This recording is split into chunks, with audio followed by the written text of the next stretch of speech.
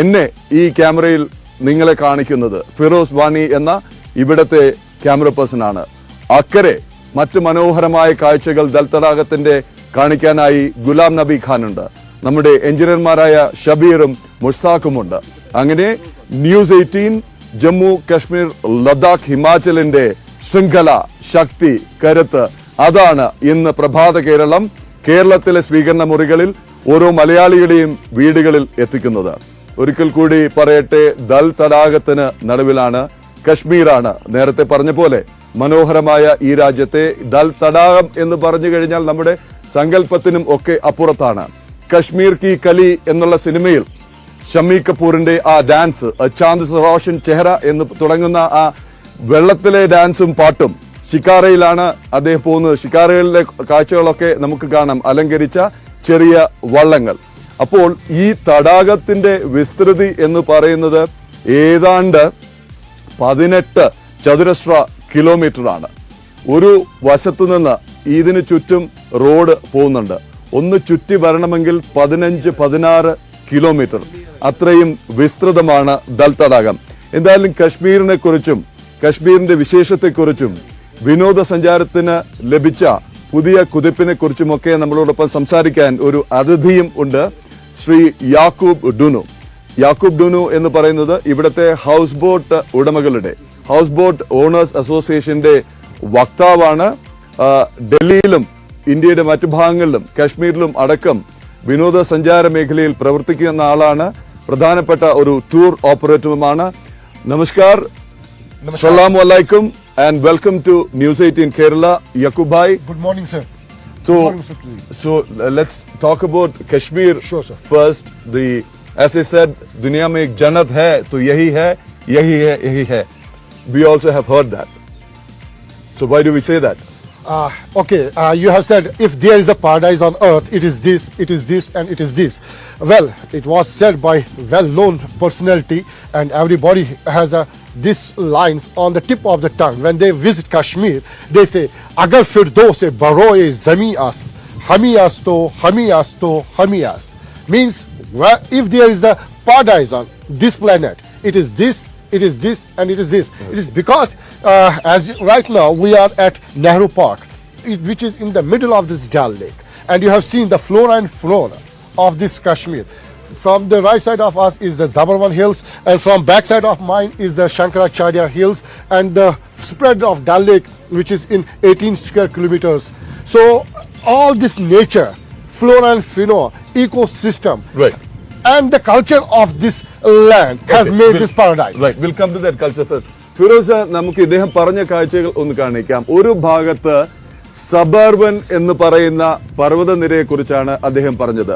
സബർവൻ, ഈ സബർവനിന്റെ പിന്നിൽ നിന്നാണ്, ഇപ്പോഴും സൂര്യനെ ഇവിടെ കാണാൻ ആയിട്ടില്ല. ഇപ്പോൾ നിങ്ങൾ ഈ ഫ്രെയിമിൽ കാണുന്ന, ഈ ദൃശ്യത്തിൽ കാണുന്ന സബർവൻ, ഈ മലനിരകളുടെ പിന്നിൽ നിന്നാണ് സൂര്യൻ ഉദിച്ചുയരുക. അതിന് ഇനിയും സമയമുണ്ട്. അതിനൊപ്പം തന്നെയാണ് ഈ തടാകത്തിന്റെ ഒരു ഭാഗത്ത് ഒരു കാര്യം ഓർക്കണം, ജമ്മു കാശ്മീരിന്റെ വേനൽക്കാല തലസ്ഥാനം കൂടിയാണ് ശ്രീനഗർ. അവിടെ അങ്ങ് ദൂരെ കാണുന്ന ആ കൊട്ടാരം, പാലസ്, അതാണ് പഴയ രാജ ഹരിസിംഗിന്റെ കൊട്ടാരമാണ്, അല്ലെങ്കിൽ വേനൽക്കാല കൊട്ടാരമാണ്.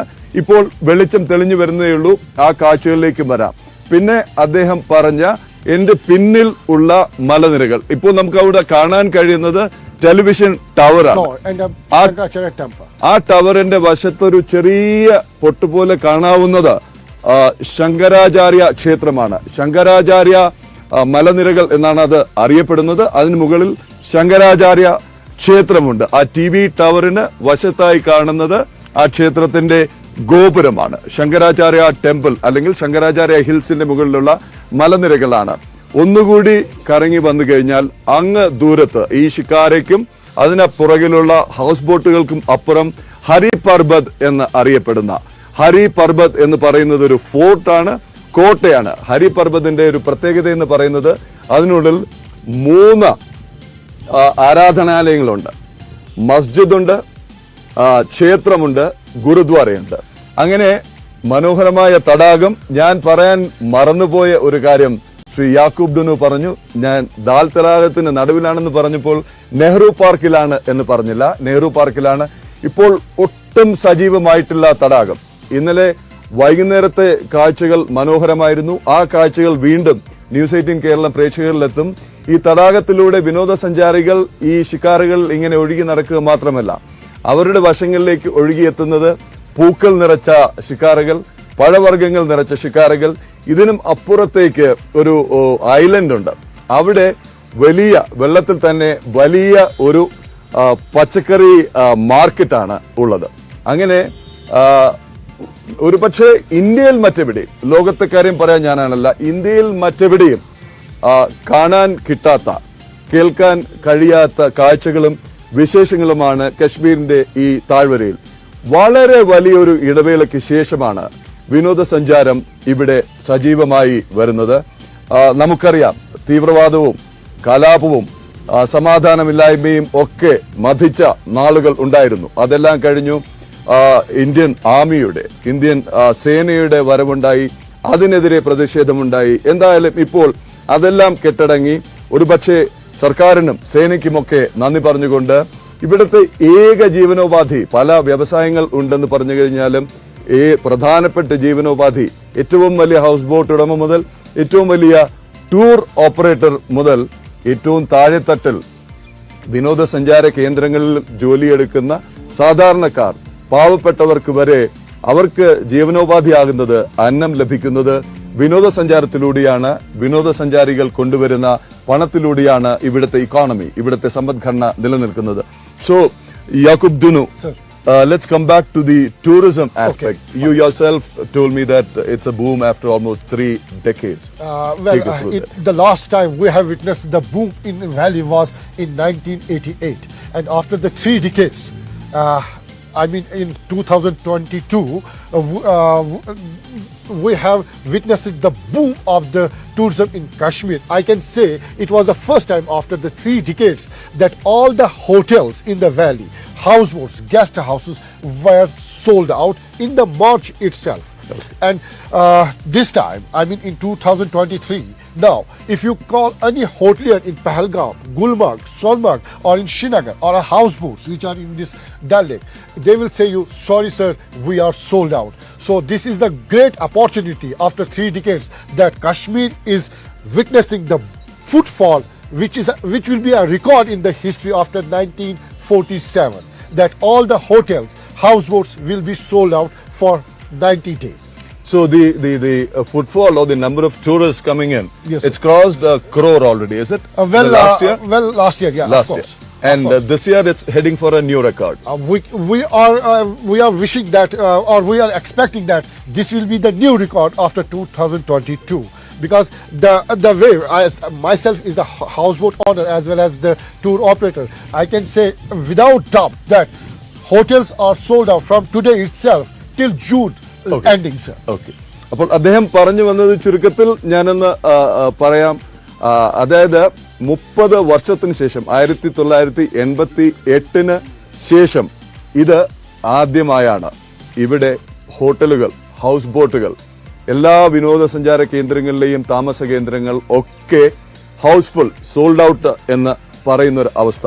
കഴിഞ്ഞ വർഷം 1 കോടിയിലധികം സന്ദർശകർ എത്തി. ഇത്തവണ ജൂൺ വരെയുള്ള കാലാവധിയിൽ, ജൂൺ വരെ സകല ഹോട്ടലുകളും, അദ്ദേഹം പറഞ്ഞത് പ്രധാനപ്പെട്ട കശ്മീരിലെ പ്രധാനപ്പെട്ട ചില വിനോദസഞ്ചാര കേന്ദ്രങ്ങളാണ്. അദ്ദേഹം സോൻമാർഗ് പറഞ്ഞു, പെഹൽഗാം പറഞ്ഞു, ഗുൽമാർഗ് പറഞ്ഞു. കഴിഞ്ഞ ദിവസം സോൻമാർഗിൽ നിന്നുള്ള കാഴ്ചകൾ ന്യൂസ് 18 കേരളത്തിന്റെ യൂട്യൂബിലും ഫേസ്ബുക്കിലും ഡിജിറ്റൽ എക്സ്ക്ലൂസീവ് വീഡിയോ ആയി പുറത്തുവിട്ടിട്ടുണ്ട്. ആ കാഴ്ച യൂട്യൂബിൽ കാണാം, ഫേസ്ബുക്കിൽ കാണാം. ഇതിനു പുറമെ ഈ പറയുന്ന ഓരോ വിനോദസഞ്ചാര കേന്ദ്രത്തിൽ നിന്നുമുള്ള കാഴ്ചകൾ ന്യൂസ് 18 കേരളത്തിൽ ഡിജിറ്റലായി, ഡിജിറ്റൽ എക്സ്ക്ലൂസീവായും ചാനലിന് പുറമെ പ്രേക്ഷകരിലേക്ക് എത്തും.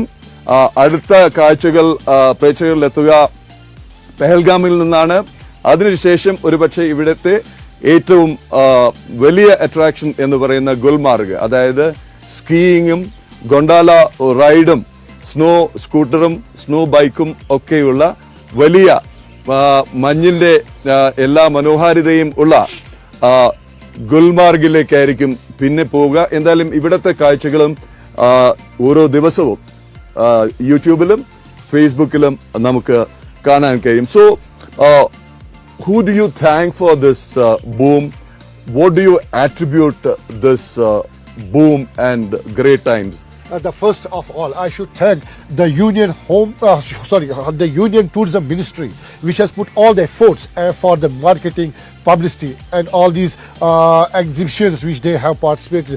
And secondly, I am thankful to our great Director Sahab of JK Tourism, along with his team, who went door to door in every state like Mumbai, in Delhi, in Gujarat and other parts of the country, where they have made the road shows, they have participated the exhibitions here. So I can say in a nutshell that they made a great efforts to make a Jammu Kashmir popular hot destination for tourism. Right. So we'll come back to the culture and tourism and the beautiful sights of Kashmir. I'm going back to Kerala for a moment, Please. because we have a lot of bad news there. Oh. On one side, we had a big fire breaking out in a waste treatment plant. Unfortunately. The smoke is still, really killing the lives of people. On the other side, the heat is shooting up. So I'm going to our reporter in Thiruvananthapuram. Umesh ബാലകൃഷ്ണനിലേക്ക് പോവുകയാണ് തിരുവനന്തപുരത്ത്. ഉമേഷ്, ആദ്യം ക്ഷമാപണം. ഉമേഷ് നിൽക്കുന്ന സ്ഥലവും ഇനി പറയാൻ പോകുന്ന വാർത്തയും ഞാൻ ഇവിടെ നിൽക്കുന്ന സ്ഥലവും ഇവിടുത്തെ കാലാവസ്ഥയും